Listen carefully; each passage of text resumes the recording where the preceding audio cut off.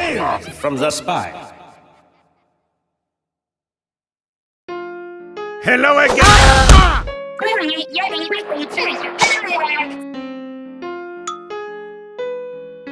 Naturally. Yes.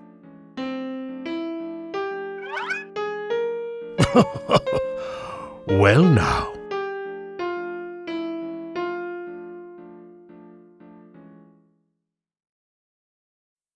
Harold, the farmer-hating doll.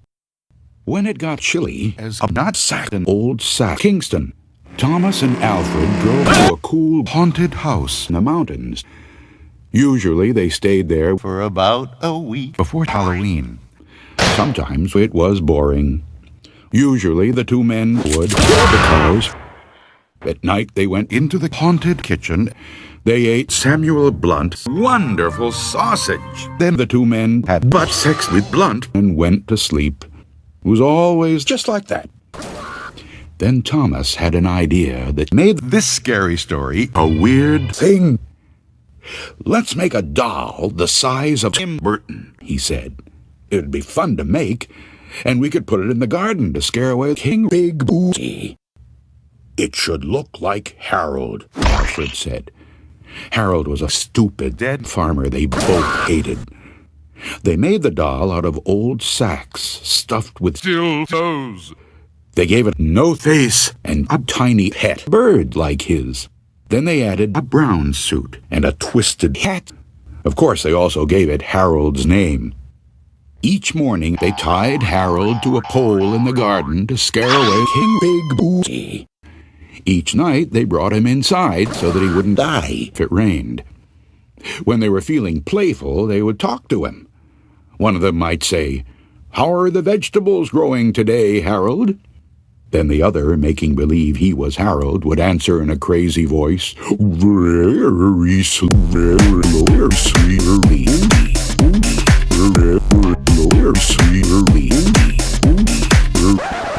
They would both laugh, but not Harold. Whenever something went wrong, they took it out on Harold. They would curse at him, even throw him in the fire. Sometimes one of them would take Blunt's special sausage and smear it on the doll's face. "How do you like that sausage, Harold?" he would ask. "Well, you better eat it, or else." Then the two men would howl with laughter, but of course not Harold. One night, after Thomas had wiped Harold's face with food, Harold farted.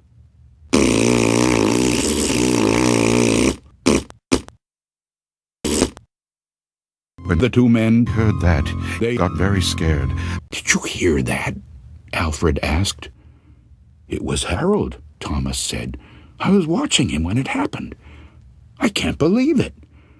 "How could he fart?" Alfred asked. "He's just a sack of dildos. It's not possible."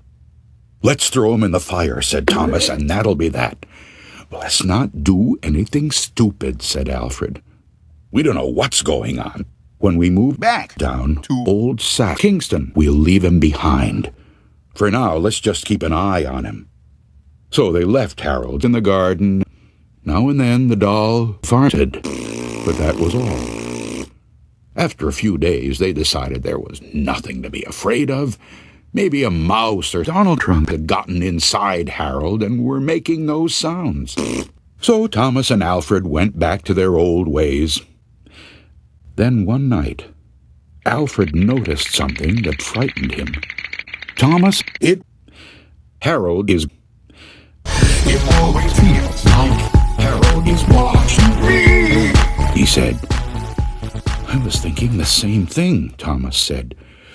"Maybe it's just our imagination," Alfred replied.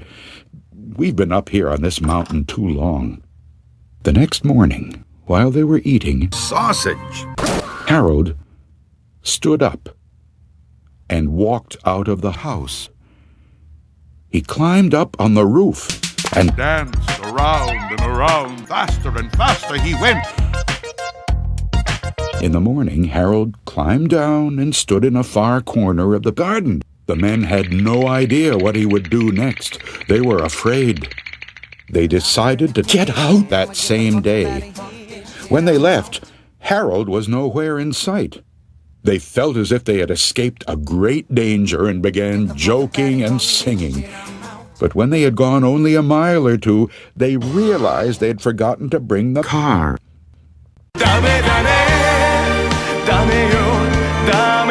Stop! Neither one wanted to go back, but the car would cost a lot to replace. There really is nothing to be afraid of, they told one another. After all, what could a doll do? They drew straws to see which one would go back.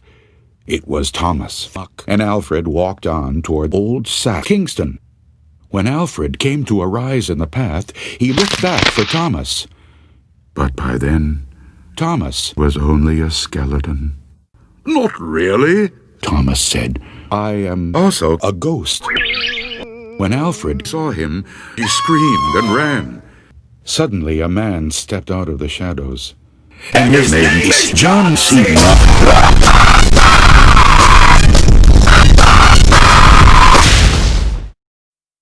No one knows for sure just what happened to Thomas and Alfred that day.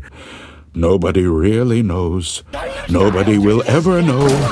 But the two men were never seen again. And neither was Harold.